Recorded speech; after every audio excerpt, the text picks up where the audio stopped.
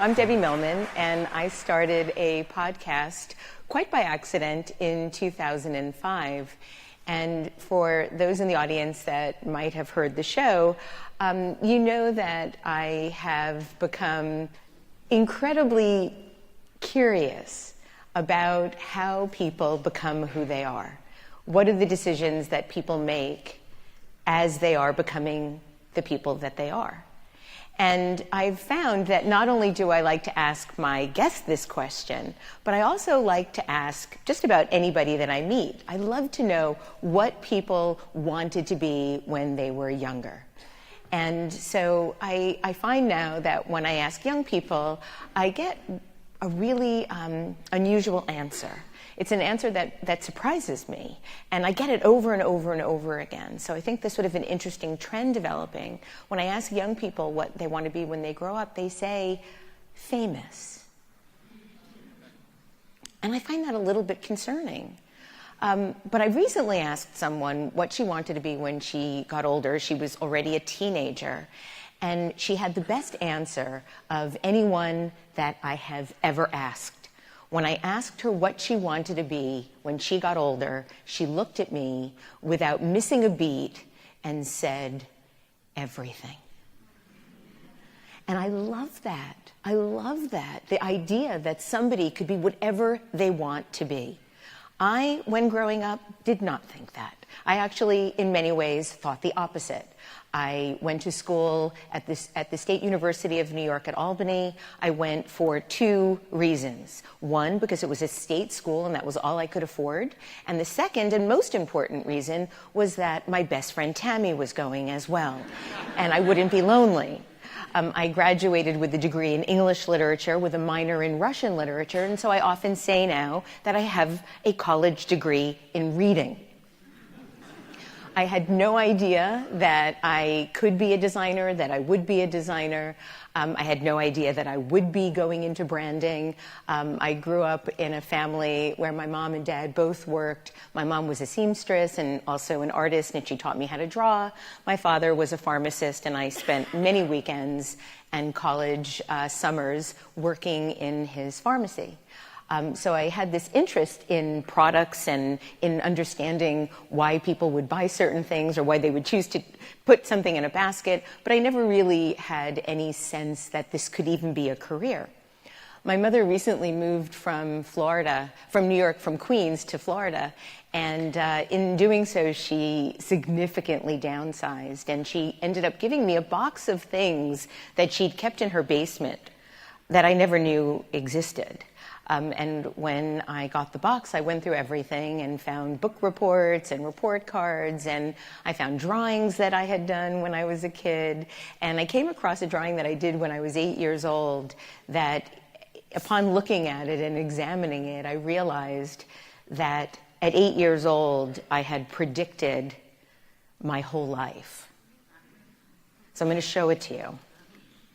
This is the drawing.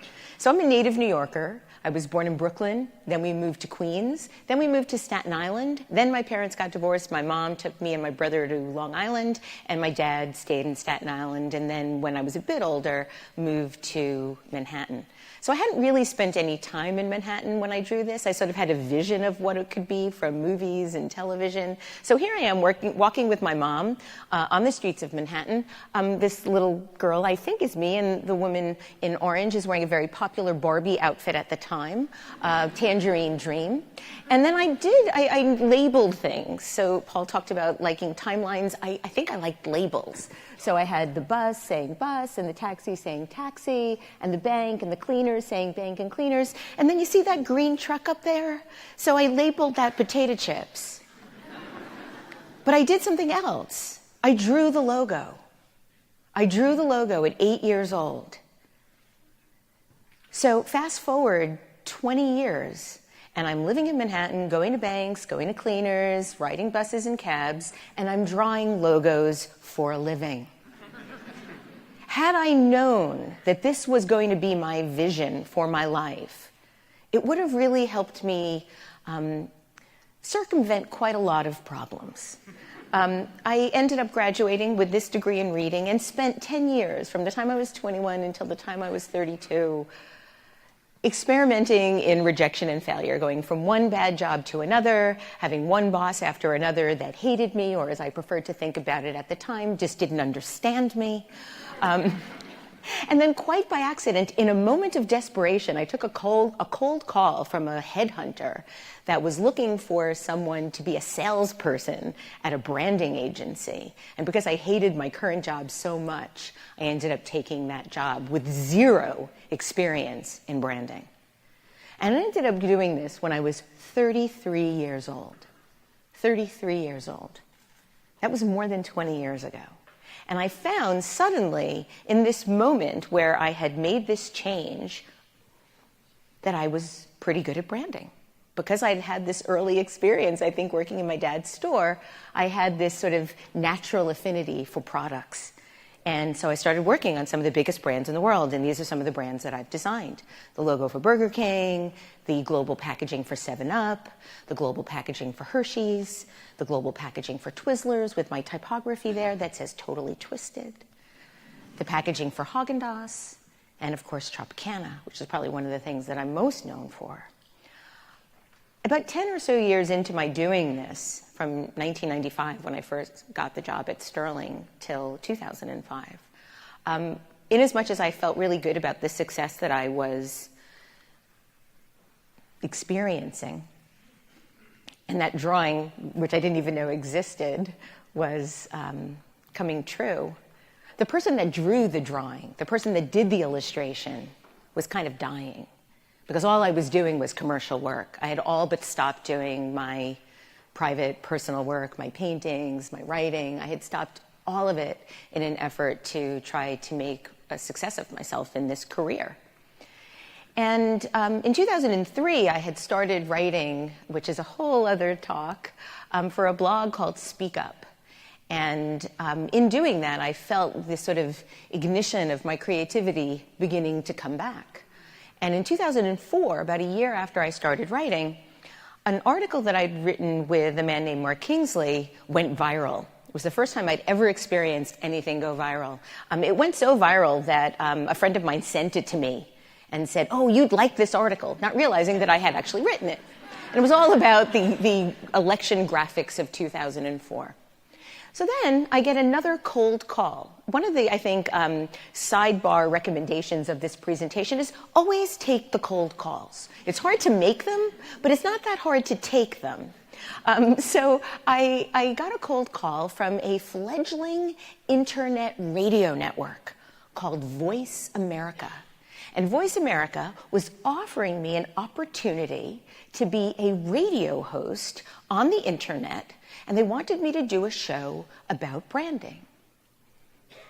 And I thought it sounded really interesting, but the idea of doing something else with branding really felt to me like further loss of my soul.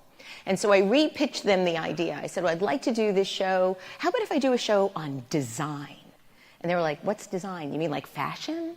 And I'm like, no, like graphics. And they really wanted me to do this thing on branding.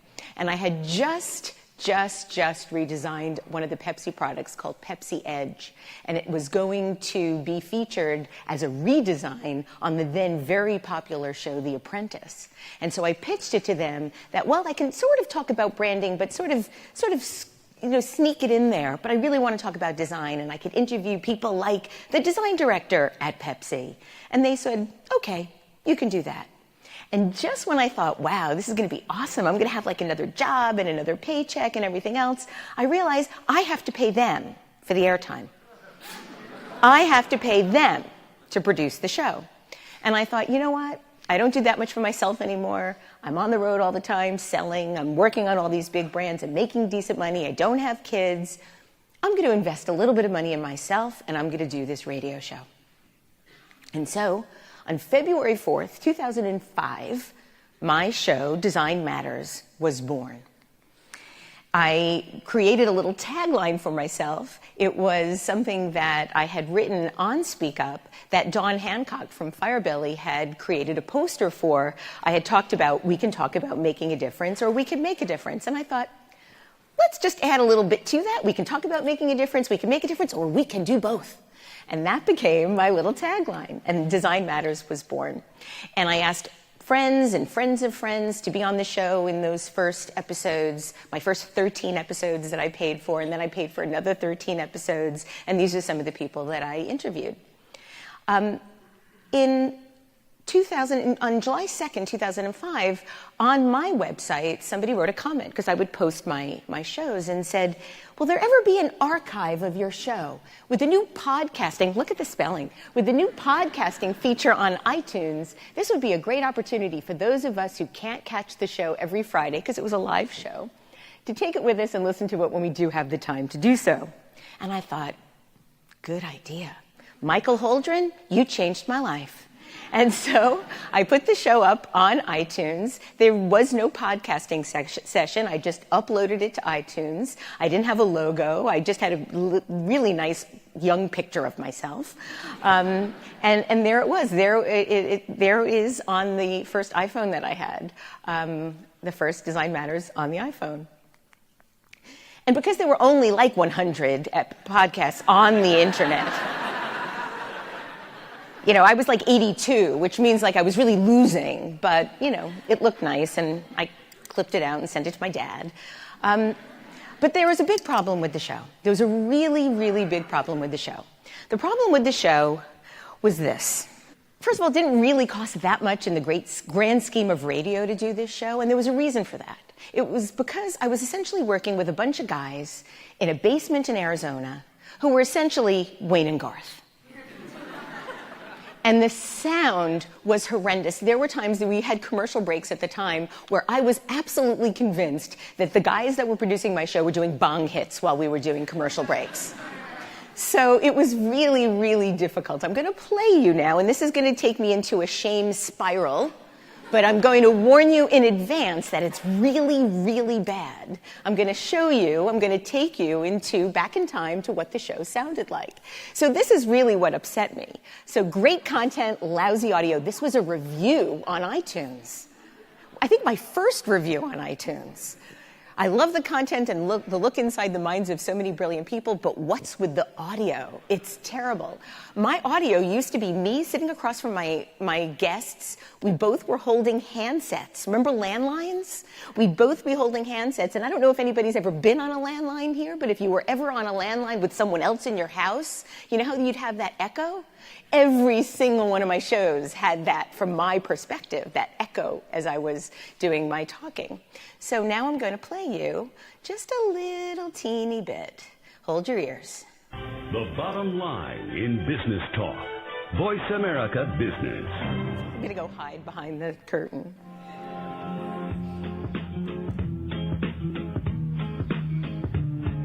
Welcome to Design Matters with Debbie Millman, the show that takes you inside the provocative and stimulating world of design and branding as it intersects with contemporary culture. Here's your host of Design Matters, Debbie Millman. Imagine a world where nothing is you as you expect it to be. You take a drive in your car. It's horrible. I can't even listen. Sorry.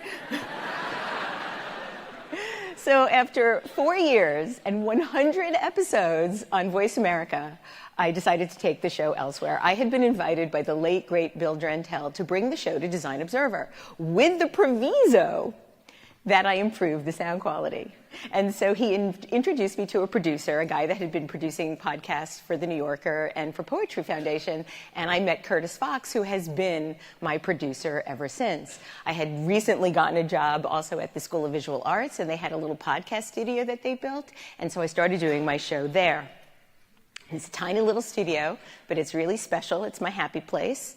And in 2009, I launched the show on Design Observer. Look at how young I was. Look at that great logo. So the thing about it is that I didn't have a logo. I didn't have a logo, and I didn't have a logo on purpose. I didn't have a logo because I didn't want to do any branding for my show. I wanted it to be pure. I didn't want to have advertising. I didn't want to have a brand. I just wanted to be this thing that I provided, put out in the world, and did because I loved it. So this was years 5 and 6 and 7, some of the guests that I had. We still were doing well on iTunes. We got better reviews for the sound quality. And I started doing some live shows. So Adobe was one of my first supporters, and I took the show on the road, and I did some episodes in San Francisco, and Adobe made bags and notebooks. Adobe really knows how to throw a party, right? And I started doing videotaped shows. So I did one with Milton. I did two with Milton, one with Massimo Vignelli, one with Malcolm Gladwell. And I found that people were starting to do really fun things with the show. They would create notes, and they would have notebooks, and all sorts of things. This is something that Aaron Draplin did when I interviewed Brian Collins at the Howe Conference.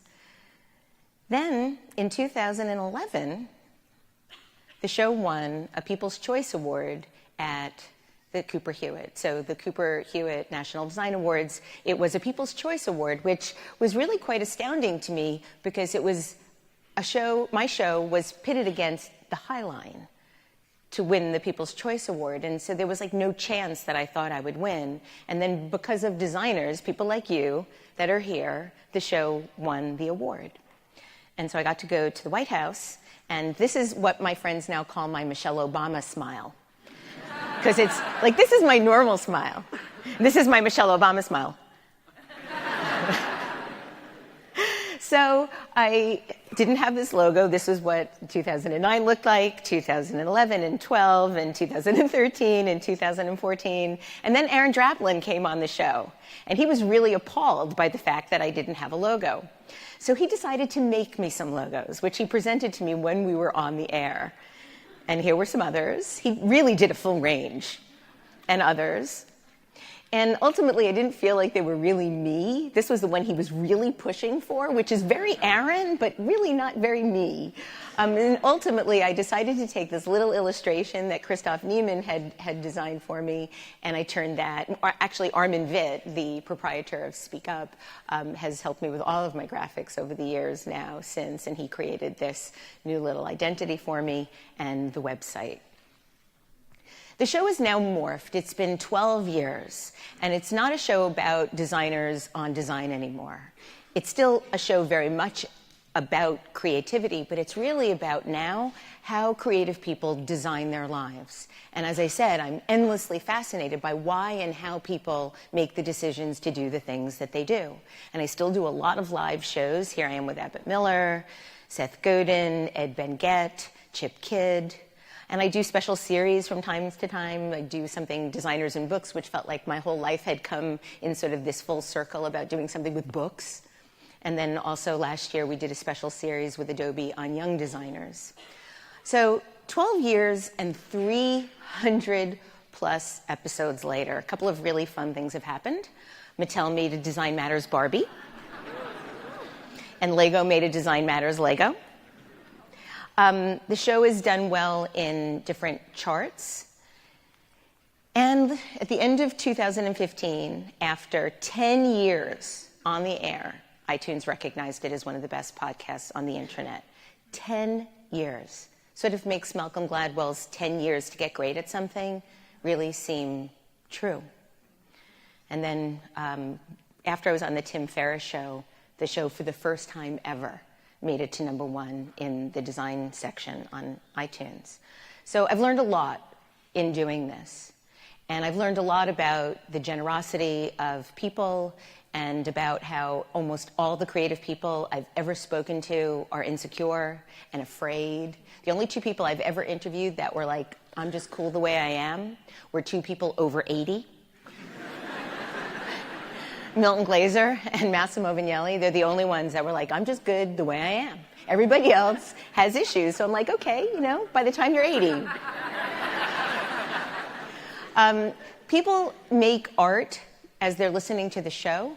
And so a lot of the things that I feel like I've learned and talked about on the show, people have immortalized with art. And I want to share just a few of those with you. We are living in what I now call a 140-character culture. The speed in which we expect things to happen for ourselves is unrealistic. Just because we can tweet about how we feel and potentially have the whole world see it, it doesn't mean that we could make something that fast and have it have the same kind of meaning that we want it to. And what I've found is, I'm getting older and older now, that anything worthwhile takes time. Anything worthwhile takes a long time. And if we look at our lives and our creativity and our experiences as a journey that we can build upon, I think it'll give us an opportunity to see that we can make what we want happen. It just might not take as short a time as we would want. But I do truly, truly believe that the longer something takes, the longer it will last. And in some ways, the people that make it really big when they're in their 20s have the burden of having to keep that benchmark as high as it is for the rest of their lives. Whereas if you start the way I did, kind of with rejection and failure as your foundation, there's really only one way to go, truly.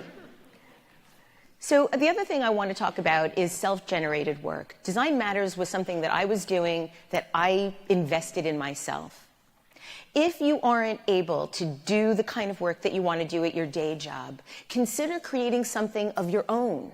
And if you think you're too busy, I want to suggest that you're using that busyness as an excuse. Busy is a decision. We learn and think and grow if we want to learn and think and grow. And if you don't think you have time to do something, sort of what Paul was talking about, maybe you don't really want to do it.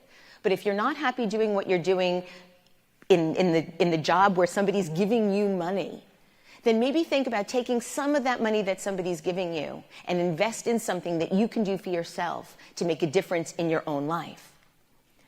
And if you don't feel confident, what I'm going to tell you is that I think, as Dani Shapiro does, and this is something she shared with me on the show, the writer Dani Shapiro, confidence is overrated. Most people that are overly confident or sort of, ooze confidence are kind of jerky. They're not really people I like hanging around with. What's more important than confidence is courage. Confidence comes from the repeated endeavor, the successful and repeated endeavor of any activity. You have confidence driving a car because you've been driving a car for a long time. You have car confidence.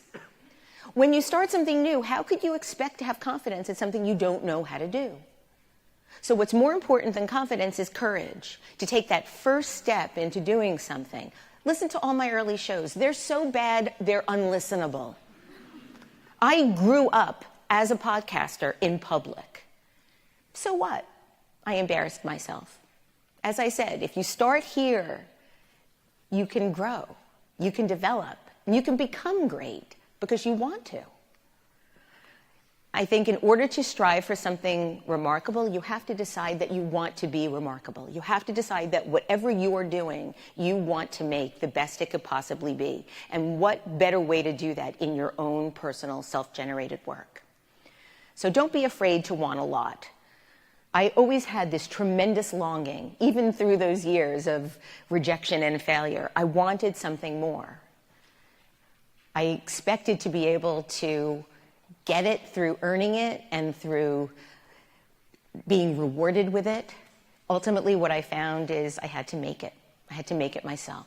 So, as I end each episode, we can talk about making a difference in our lives. We can make a difference, or we can do both. Thank you.